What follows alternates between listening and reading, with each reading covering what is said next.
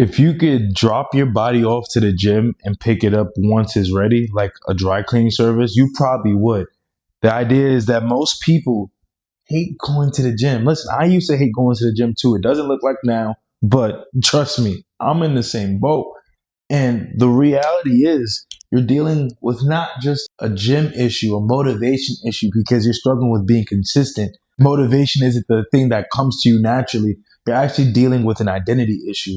And what we're going to do here today is, one, you can walk away with a meal plan and a workout plan, or you can learn how to actually be consistent for the rest of your life, never having to feel like it's a drag or a chore or responsibility again, because most times you have the information, you're just not doing anything with it. Really think about it. How many times have you told yourself that you're going to lock in? Weeks, months, years? It's a cycle that you have to face, because eventually you're going to go to that doctor's office and they're going to tell you something that you might not really want to hear. You've seen it with family members. I know for me, growing up in the church, I saw that so much. I saw people with high blood pressure, diabetes, all type of diagnoses. But then when it was time to chow down, they wasn't holding back nothing. High cholesterol, eating a whole bunch of fried pork. Make it make sense. It's something that you've seen in your community, in your family. However, nobody has made the change yet. So why not you be the person that actually step up and make the change? Why not you be the person that can show up and show how to live their life in healthy ways? Why not you be the one to change the habits and the culture of what food looks like in your family? Well, it might not be you because you're not willing to do the work. Because the reason why it's so hard is because your environment has never taught you how. Now you need to undo everything that you learned in your culture, in your family, where you were raised, in your environment, your neighborhood. And now you need to learn the actual principles of nutrition and health. And it does start here. And just so that I could tickle you, or I don't know, amuse you, the easiest thing that you could do for your nutrition, because that's what everybody's Achilles heels is just eating one protein. You're going to do one carb, one fat. This is going to be every plate that you eat. One protein, one carb, one fat. How much? You're going to do 2 palms. You're going to do, can't forget my favorite one. Y'all going to hate me for this, but you're also going to do 1 veggie. Mandatory. You need your green. That gut is probably not even anything in there except doo-doo because you don't poop enough. So 1 protein, 1 carb, 1 fat, 1 veggie. Now the carb, of course, all this is going to be God's food. If it has a mom and a dad, it comes from the earth, I want you to have it. So 1 protein, it could be chicken wings, it could be chicken thigh. As long as it has a mom and a dad, you're going to do 2 palms worth of that. 1 carb, you're going to do 1 fistful. 1 fat, you're going to do 1 thumb size. You're not going to have too much of the fats because they're higher in calories. So fats is like peanut butter, olive oil, avocado. And then for the veggies, we're going to do 2 fistfuls. And for veggies, we're not talking about beets and corn. We're talking about greens, spinach, collard greens, broccoli, leafy, dark greens, good for your blood. String beans, green beans, whatever you want to call them. But this is the most simplest way. There's nothing way simpler than just eating plates like this. If you're going to ask any questions about what about pasta, what about bread, how about we just stick with this first? What usually happens, what I noticed, things get complicated too fast and they make it harder to stick to. The more simpler something is to stick with, the easier that you could follow it. You want to give yourself more things to think of, and this is why this is not the problem. This is not your problem. This is not your actual problem. You want to think that you don't know what to eat. You don't know how much you should be eating. Should you be eating chicken breast or salmon? That's not your real problem. Because at the end of the day, you already know. You've heard calorie deficit. You've saved the TikTok videos. You know this information. You don't need more information. You actually need more action. You need more application. And we're going to be talking about why aren't you taking any action? Protein is good for you. You need a pampered body weight. That's not even true, but if you started there, you would have seen a lot more results by now. You'd have been taking care of God's temple enough by now.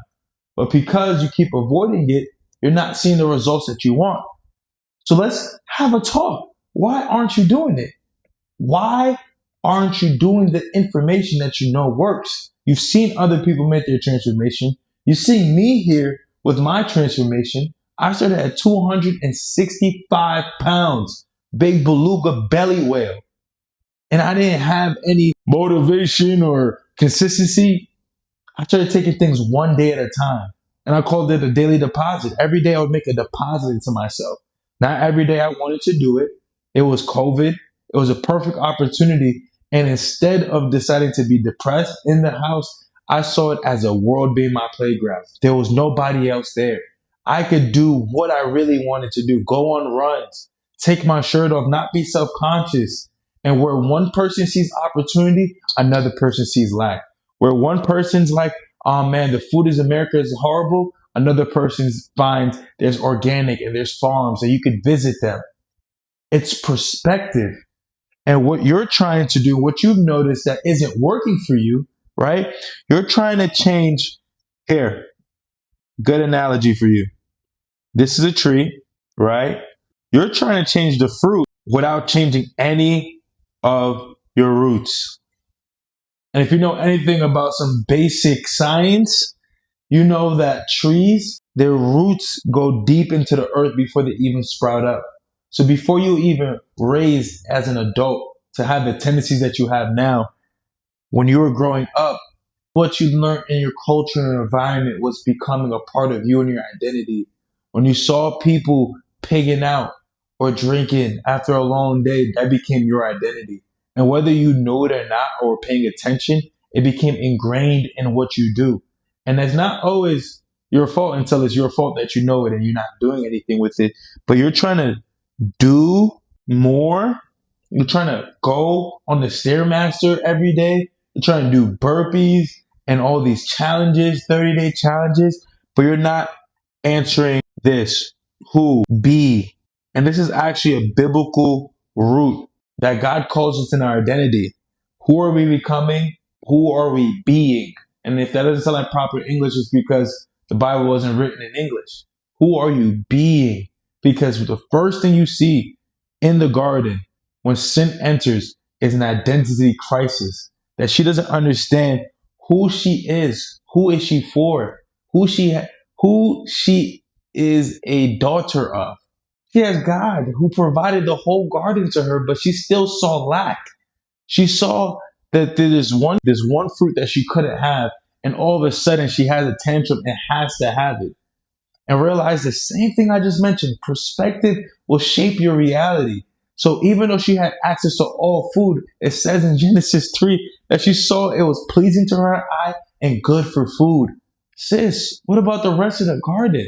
And listen, I am no different. I was in the same exact place. I remember even though my mom was cooking whole foods at home, my mom has 2 autoimmune diseases. So she was always eating a lot of veggies, a lot of greens. She'd always make spinach. She'd make, of course, rice and beans and chicken. That's just traditional. I'm Haitian. But also I knew that I saw it. I knew it was there, but I really wanted Popeyes. I really wanted pizza. I got indoctrinated by my environment and the whispers of, oh my gosh, this is so good. And it's good until it's not. When I had my Little Caesars crazy bread, the cheesy bread, and I needed the pizza. It was a $5 pizza. I used to get the $5 pizza and the cheesy bread. And I don't even think about how many different sauces I use. I was not counting. It was just enough sauce for every bite. And in this indoctrination of pleasure, how much I was eating, it made me try to do more. And I got stuck here in the doing. You can't change a fruit unless you change the roots. And I was never addressing the deeper lying issue that I was addicted to food. I would come home. It would be like, yeah, it was a hard day. A 12-piece does sure sound nice. A box of pizza and a beer does sound nice. And I would de-stress using food. But how much of us do that? A lot of us. Because when you hear the gym, that's the last thing in your mind. You're spent. You have no more energy. And while you could be showing up for yourself, you start neglecting yourself. And then day after day, it doesn't happen very quickly, but day after day, it sneaks up on you. And now you're out of shape. You go up the stairs, you can't even catch your breath. Or you put on clothes, you taking pictures holding your belly, two hands in the front. You start posing different. You wear your clothes different because your confidence is gone. You have nothing in yourself that feels like you anymore. And you always want to be consistent. You see people get in shape. You see friends. You see people online do it. And you're wondering to yourself, what am I doing wrong? Why am I not getting the same results? And it never dawned on you for just 1 second that it wasn't about what you were doing, but the person you had to become. Because it was never about the destination. It was always about the journey. The journey is what shapes you for the reward at the end. Because if you endure through it, you'll become exactly the person who keeps the results. And that's why the keto, the intermittent fasting, all those things don't work, because I was intermittent fasting. I did it too.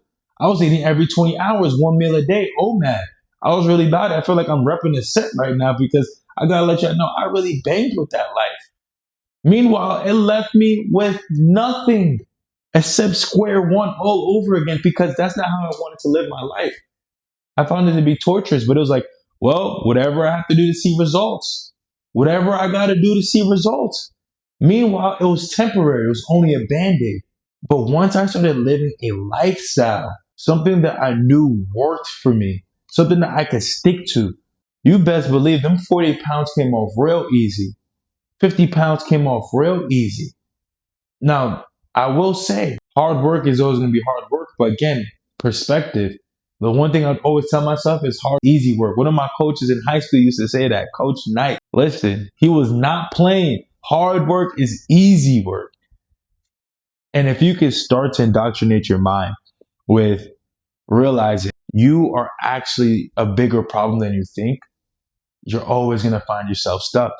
And so let's cook, right? You think you need a meal plan because you don't know what to eat, right? So you think you need a meal plan. What you really need is some discipline. Baby, stop. I'm not messing with you. Listen, you think you need a meal plan, but what you actually need is to break your food addiction, right? Because you already know what to eat, right? You already do know what to eat. Truly, what's good with you, mayo's not good, chicken breast. And there's so much information online that makes it more complicated, like eat bread, don't eat rice. You're starting off with so many problems in mind that you can't just sit with the simple ones. Eat God's food, meaning if it did not come from the earth, don't eat it. I gave you the answer straight away. It took 2 seconds. This meal plan, literally, I give out for free. I go on calls. You want to book a call with me? I'll give you this for free. This does not value anything because it's just information. Right now, I'm thinking through how to create a prompt for people so they can put in Chat GPT and get a more accurate answer for how to give them a meal plan. This is not your issue. You're actually a food addict because anytime you get stressed, you're an emotional eater. Let's put that one down too. Emotional eating. Because anytime you're stressed, you're emotional, you're angry, you eat. And you think this is like a woman thing? This is for the fellas too. Because why are you getting a 8-piece chicken nugget? Why are you getting the wings? I used to do the same exact thing. When life felt the heaviest is also when I weighed the heaviest. I wanted to eat the most. I didn't want to clock and think and process my emotions. I just wanted to decompress, get back home, and just chill out. I didn't want to think about all that. Give me my pizza. Give me my burger. I want a double cheeseburger, bacon, chicken cutlet, salsa turkey. You from New York, you know how it gets down. Aka's going to get me right, and I'm going to have me a good night. And then I'll face it tomorrow. But the real thing is, after 10, 15, 20 minutes of indulging, it's oh so good, but then you're still left with the same reality. Nothing ever changed. And food becomes your coping, I don't even say coping mechanism, because that's exactly what happened to me. Food became my God. It became an idol where I would turn to food, make me feel better, make me feel safe, make me feel seen and loved. At the time, dating wasn't going well for me. I couldn't find someone that felt like they understood me. And instead of turning to the Bible and God, I turned to food because it felt like the food would never gonna judge me. The food will only make me taste good. You know, a little happy dance when it comes. But the meal plan, this information, you already have access to. In this age of information, you do not need anything more.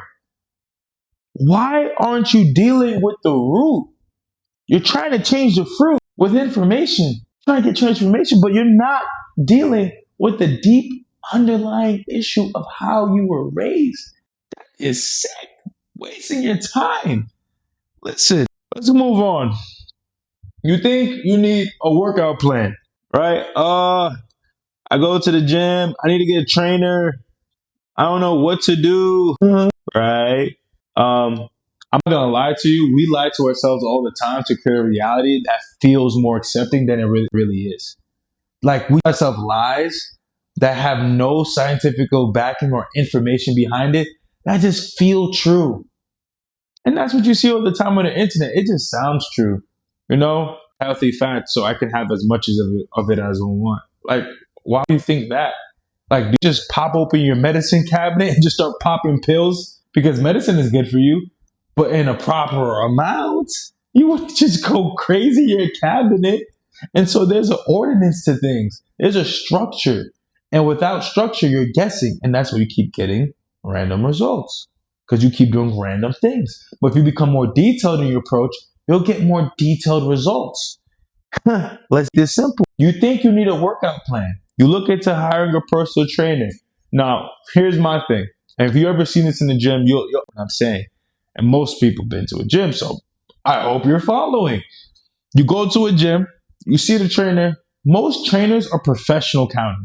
They're expert counters. They just stand there, hover over you, and they're just counting your reps. 1, 2, 3. I'm coaching you up. I'm not encouragement, but looking for teaching you the cues, teaching you how to fish. How can you do this on your own? Because at the end of the day, the goal should always be for you to transfer off. A trainer is training wheels. Training is not something that you should stay in. It's for a period amount of time so that you can get to a level of mastery, of an expert yourself to be able to do it for yourself. And you don't have to become a coach unless you want to, but that's what training is for. When you get on a job and they give you through training, you don't stay in training, but then you transition to having a job because now you know enough. They've taught you how to do it. You've practiced doing it, and now you do it on your own. But most trainers aren't coaches. They aren't coaching you up. They just keep you in training, and they're just counting your reps for you. Meanwhile, you do that 3 times a week. You think that's what you really need. You're showing up to the session. You're doing good. You're killing it. You lose 15, 20 pounds. Oh my goodness, you're looking good. Hey, bruh, I see the chest. I see the arms. Pop Smoke ground. But guess what? Now, once the training sessions are over, now what? Now, you spent over hours, all this money, hundreds, even thousands of dollars. And now you've walked away with what? A couple PDF guides? And now you're back to limbo square one. Most of my clients have had trainers before, but none of them taught them how to get to a point of self-sustaining, keeping it for yourself. So you think you need a workout plan, but you're not accounting for the other 150 plus hours outside. Here's again, I'm going to give you the answer because you can't recreate a push-up. You can literally go on ChatGPT. Here's an easy prompt. Create me a workout plan with these 5 basic movements. Push, pull, hinge, squat, lunge. 5 movements that every workout plan has to include because as people, you can't recreate anything. It's all the same things. So tell chat, here are the 5 movements. I'm gonna work out 3 days a week for 45 minutes. Efficiency, you don't need that. Listen, I gave you the sauce. You don't need a workout plan. Do not pay thousands of dollars for a workout plan. What you need, I was gonna mess with y'all again. I'm not gonna mess with you. What you need is self-control. You have no self-control at all.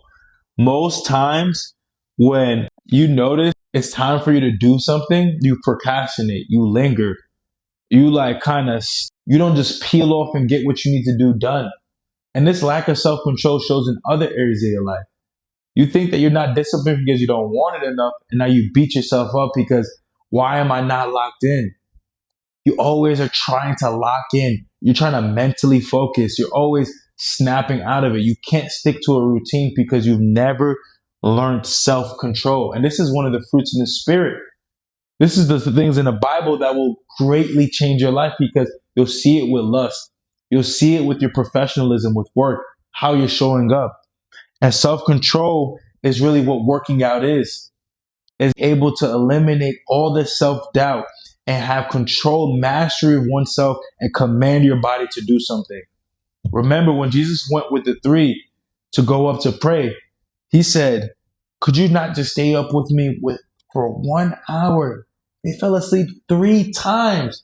Could you not just stay up with me for 1 hour? You don't got 1 hour of time to spend with me?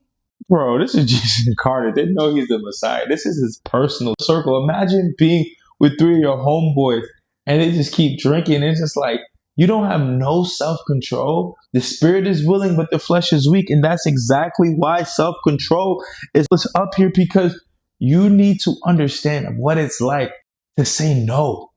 No is the most ultimate superpower. When I was dating, I was being a skis, I was being a whoreball.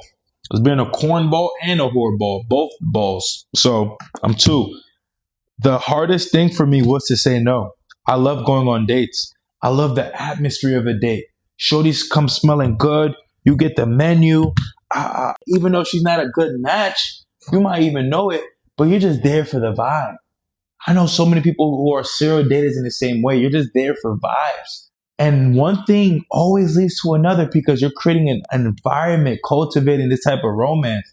And I found myself engaged, expecting twins because I didn't know self-control. I didn't know how to say no.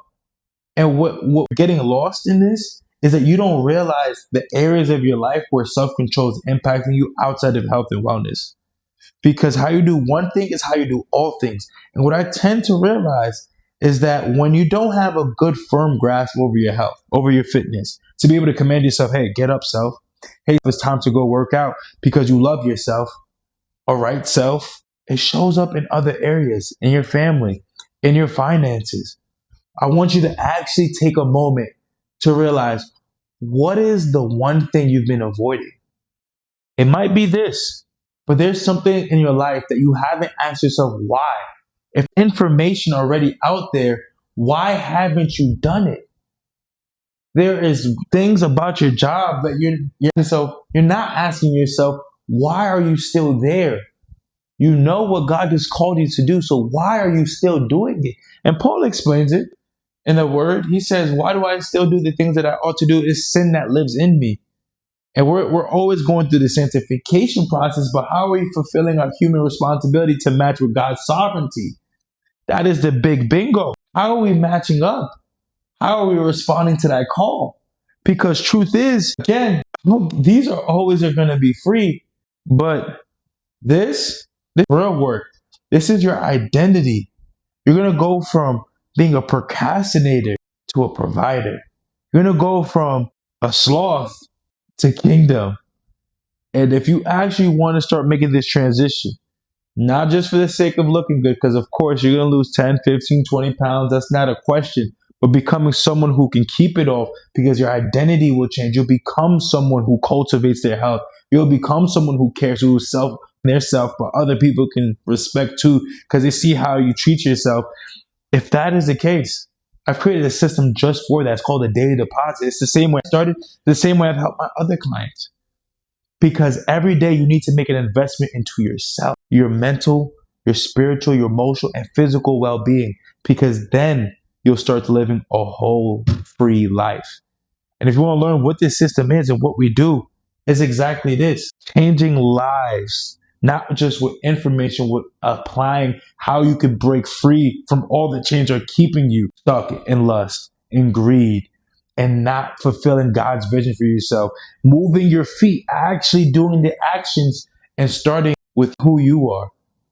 And if you're interested in knowing more, just shoot a link in the bio. So just shoot that over to me. Find a time. Don't find a time.